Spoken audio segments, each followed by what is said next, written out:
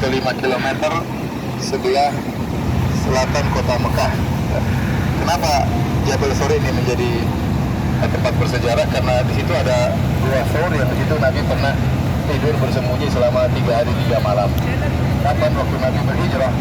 Waktu Nabi berhijrah, Nabi hendak pergi ke kota Madinah. Waktu itu orang-orang musyrikin mereka ingin bunuh Nabi. Abu Bakar yang ada dalam gua ketakutan. Abu Bakar mengatakan, "Ya Rasulullah, lau anna ahadahum absara ila tahti qadamaihi la absarana." Ya Rasulullah, seandainya salah seorang dari mereka nengok ke bawah, pasti dilihat kita. Tapi kata Nabi, "Ya Abu Bakar, ma dhannuka bitsnain Allahu thalithuhuma."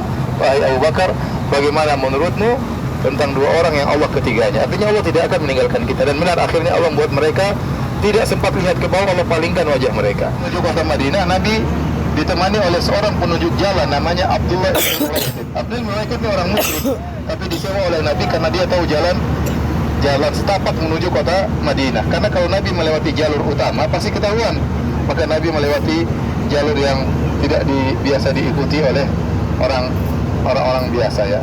Dan akhirnya Nabi sampai ke kota Madinah. Tentu ceritanya panjang, ini cuma sekilas. Sambil sembunyi dulu, menyewa orang, lewat jalan setapak, semuanya diusahakan oleh Nabi SAW.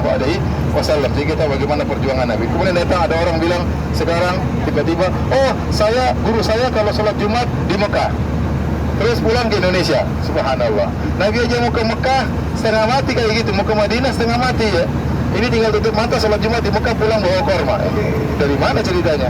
Dia pasti sholat di Jakarta, pulang ambil korma dari Tanah Abang. Sudah, hamba-hambaku telah datang menuju padang Arafah dalam kondisi rambut semrawut penuh dengan debu. Saksikanlah aku telah mengampuni dosa-dosa mereka. Maka suatu nikmat yang paling besar kalau seorang bisa datang ke padang Arafah di musim haji, kemudian bermunajat, berdoa kepada Allah Subhanahu wa taala. Nabi dulu berwukufnya di daerah sini, di Jabal Rahmah dekat bebatuan, dan Nabi menghadap Jabal Rahmah sekaligus menghadap kiblat. Tetapi Nabi tidak naik di atas Jabal Rahmah. Nabi berkata, "Waqaftu hahuna wa Arafatu kulluha mauqif." Saya wukuf di sini dan Arafah semuanya tempat wukuf. Dan Nabi wukufnya di atas onta.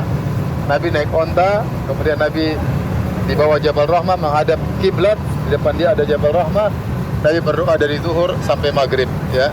Dan ini menunjukkan bagaimana konsentrasinya Nabi berdoa ya. Kita aja disuruh berdoa 1 jam nggak kuat ya. Per 5 menit sudah habis permintaan ya. Nabi SAW sampai berjam-jam berdoa kepada Allah Subhanahu wa taala. Adapun Jabal Rahmah ini cuma gunung biasa, hanya diberi tanda untuk supaya jadi momen tempat sejarah. Karena Nabi dulu wukufnya daerah sini, sekitar Jabal Rahmah. Tapi Nabi mengatakan, "Saya wukuf di sini dan seluruh Arafah adalah tempat wukuf."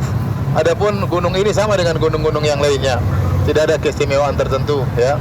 Adapun cerita-cerita orang bahwasanya ini gunung cinta dan yang lainnya tidak benar ya. Dulu ada orang, pernah saya ketemu orang tersebut, dia punya kasus ribut sama istrinya. Kemudian ada seorang kiai atau orang pintar lah, diminta foto laki dan perempuan, katanya mau ditaruh di Jabal Rahmah supaya kembali lagi. Akhirnya diambillah fotonya, ditaruh, akhirnya sekarang udah cerai. Jadi tidak ada hubungannya, ini tidak ada hubungannya dengan apapun, karena gunung ini tidak ada bedanya dengan yang lainnya.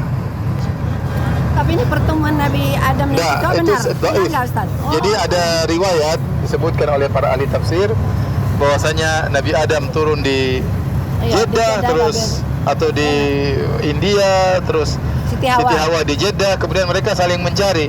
Ketemunya di padang Arafah. Tapi itu riwayatnya nggak benar. Kalaupun disebutkan ketemu di Arafah, bukan di gunung ini. Jadi jangan orang nyangka Nabi Adam naik terus gunung, Hawa, kemudian naik ke atas, ketemu enggak. Kalaupun ketemu cuma di Arafah, tapi itu riwayatnya pun riwayat yang lemah. Oleh karenanya para ulama Syafi'iyah seperti Ibnu Hajar Al-Haytami, Nawawi, semuanya melarang, tidak boleh naik di atas ini karena nggak ada faedahnya. Adapun naik buat sejarah, tapi kalau untuk ambil barokah, mencari keberkahan, maka itu bid'ah yang tidak benar, tidak diajarkan dalam syariat Islam. Ya makanya kita hanya sekedar sejarah aja, mau naik silakan, tapi sekedar tahu-tahu aja. Adapun kemudian tulis nama di sana pakai spidol warna hitam, kasih gambar love, nggak ada faedahnya.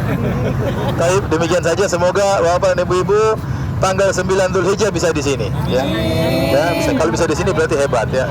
Berarti pilihan Allah Subhanahu Wa Taala. Bersama saya tentunya. اللهم لبيك لبيك لا شريك لك لبيك إن الحمد والنعمة لك والملك